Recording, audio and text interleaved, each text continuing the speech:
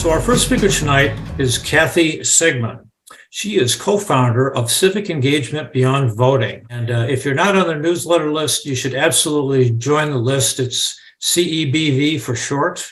And she's also a co-founder of Save Our Schools Arizona. And she will explain the effects of the propositions that we all just voted on in November that were approved by voters. And with that, Cathy, the floor is yours. Oh, thank you so much, Larry, and thank you so much for inviting me. I feel an affinity for LD18, even though I live in the Tempe, because 18 used to be my legislative district. I am now LD12. So even after redistricting, I still feel like I'm part of both legislative districts. It's really nice to be here, and it's great to see what an active and engaged group you have here. It's just fabulous. I was invited to come and talk about the propositions that were on the ballot this year. And we passed a proposition that limits our democratic powers. So that really frustrates me. It really surprised me. I didn't think voters would fall for it, but they did. So that any proposition on the ballot that has tax implications needs 60% majority, a supermajority, rather than simply 50%. So what the legislators are doing is passing what are called concurrent resolutions that can bypass the governor and go straight to the ballot. So they are going to be crowding the ballot with all kinds of things in the coming year. So I think we're just going to have more and more of these propositions. So if you're not familiar with Civic Engagement Beyond Voting, we're a group that seeks to make your voices heard in both state and local government. We have been organizing around the Arizona legislature for 7 or 8 sessions now, and we are also just starting to branch out beyond the legislature. We're taking a lot of actions around school boards now as well. We register people for requests to speak at the legislature so we can create accounts for you, and we give training sessions. We also have a weekly happy hour, which if you haven't attended, it is actually fantastic. It's a Zoom happy hour. We have anywhere from 150 to 200 people from around the state, all over the state. We have great speakers. And this past week, we had Lieutenant Colonel Dana Almond, who ran in LD 17 and has just now been appointed by Governor Hobbs to lead the Department of Veterans Affairs. And she talked about her journey into activism. And we as a group actually prepped her and helped her testify last year at the legislature. And we were able to get a lot of media coverage for her too. So those are some of the things that we have branched out to do. There was a lot of advertising around the propositions on the ballot. You may have seen some street signs that were absolutely inscrutable, could not figure out what they meant. I'm just going to walk through what the propositions were on the ballot. This is a presentation we actually gave before the election. So it's interesting to see what the impact is. What we gauged was the appropriate way to vote, how the voters actually voted. So this is one of several propositions that asked us to vote our own rights away. Proposition 128 would let the legislature rewrite or repeal voter enacted laws. And you may know that we have what's called voter protection. We pass an initiative or referendum, then the legislature is not allowed to tinker with that. And they hate that, frankly. So they're always trying to find ways to strengthen their own power and weaken ours. So this failed, thankfully. According to the Arizona Constitution, we, the people, all power is invested in the people. So we should be the ones to make these decisions, but the legislature is always trying to limit our powers at the ballot. Fortunately, this one failed. Prop 129, this was an SCR. It was referred to the ballot by the legislature, and the implications are not as simple as they appear. It's like, well, of course you shouldn't be voting on 10 different things in one initiative. You should just vote for one thing. But really, the definition of single subject means that it has to be a single section of law.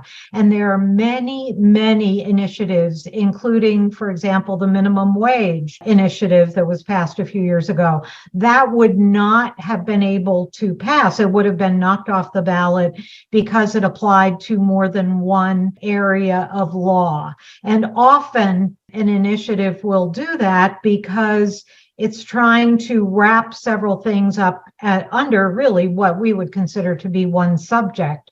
However, it does apply to more than one small section of the law. So this was another sort of innocent sounding but very bad initiative. However, it passed. Now, this is actually, I mean, this is truly going to have some severe results on the type of initiative that we are going to be able to get on the ballot in the future. So I know that there is, I think a group is trying to field another abortion rights proposition. They are going to have to be extremely careful in terms of how they word that initiative, because this is going to limit them severely. And also anything that has budget implications, that is automatically a second section of the law, so of the legal code. So, and virtually everything has financial implications. So unfortunately, we weakened our own rights for propositions at the ballot with Prop 129. Proposition 130 sounds good. We recommended against it because revising our tax laws bit by bit and piece by piece, just piecemeal, is a very bad idea. And basically what the Republicans love to do is cut taxes, and they will do it every single way they can. And what this does is limit the revenue that we can have as a state to provide our essential services, such as our schools. Arizona already has a very small budget for a state this size. It is basically the equivalent of a state like Rhode Island or Wyoming. So, and we have much larger populations. So our revenues are already very, very low. And this past year, of course, the flat tax was instituted, and we are going to see a nosedive in revenues because of that. That was enacted in the prior legislative session and has gone into effect now. So just continuing to cut taxes by exempting this group and that group, it creates an extremely inequitable taxation system. But this one passed. So again, we are carving holes in the state tax code for special interests. And a lot of the time, the special interest may be somebody you have sympathy with, such as veterans or senior citizens. But in fact, what this does is lighten the taxes. Basically, if we were able to cut back on all the carve-outs, every single person would be able to get a big tax cut. So creating tax code piecemeal is just always a bad idea. Prop 131, this is something that the legislature has been trying to pass for years and years and years, and voters have rejected it time after time after time. Essentially, it would set up a two-person, governing structure. Right now, of course, when the governor steps down, the person who fills that position is the Secretary of State. If the people want a split government, then that is what we should get. However, this benefits whichever party is in power. And I think this is going to go into effect in 2026. I may be wrong on that, but I think so. So not until the next gubernatorial election. So we advised against this, but people thought, oh, sounds good to me. Why not? So I think it's unfortunate that did pass. Prop 132, this is one that I was referring to, and this is another one where the legislature asked us to vote our rights away, and they succeeded. So any ballot measure that includes a tax element will require a supermajority 60% threshold at the ballot.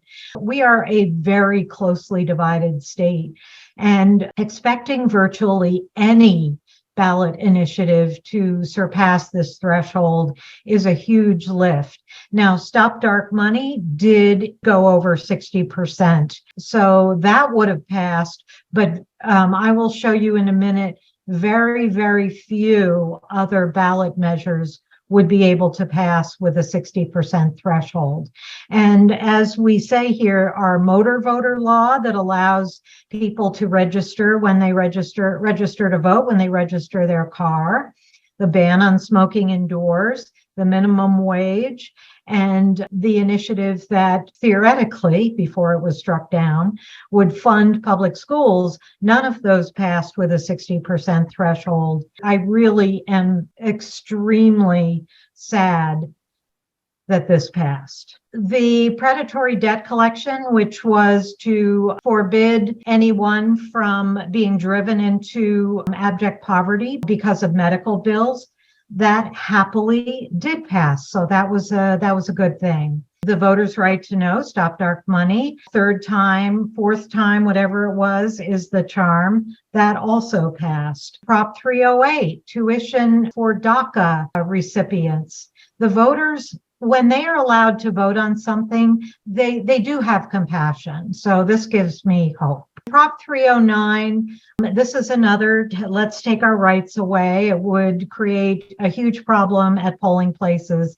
It would make you show your ID if you drop off your ballot at the polls. Happily, that failed. I am not quite sure why that failed, and the other ones passed. Prop 310, which would have helped to restore funding to rural emergency services, unfortunately failed.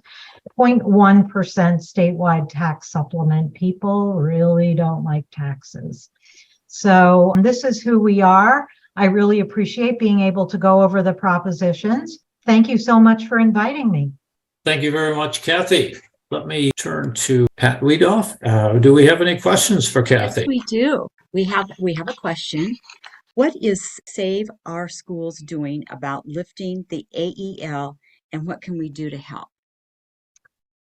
There are a lot of bills. There are something like a dozen bills that have already been introduced to lift the AEL cap, the school spending cap. We just saw a bill that was introduced, I believe, yesterday on a bipartisan basis. And we believe that is the bill that is going to have legs and finally make it through.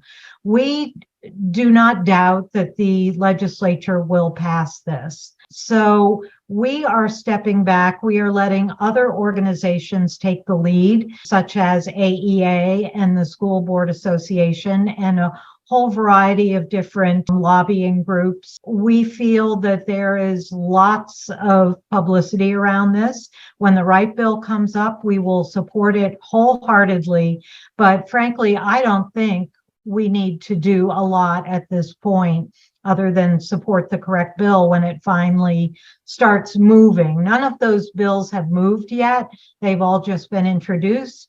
So as soon as they start moving, we will start rallying people to support them. All right. With that, Cathy, thank you very much for coming to our program. It's very enlightening, very informative. We wish CEBV all the best All the best luck. Where can people find out more about CEBV? Could you give us like a quick summary? Yes, you can go to our website at cebv.us. I would hope to see some of you at our happy hour on Sunday. We're going to hear from two people who ran in very red districts and why it is incredibly important for us to field candidates in those districts and what their experiences were. So I'm really excited about that. All right. Thank you very much. We wish you all the best.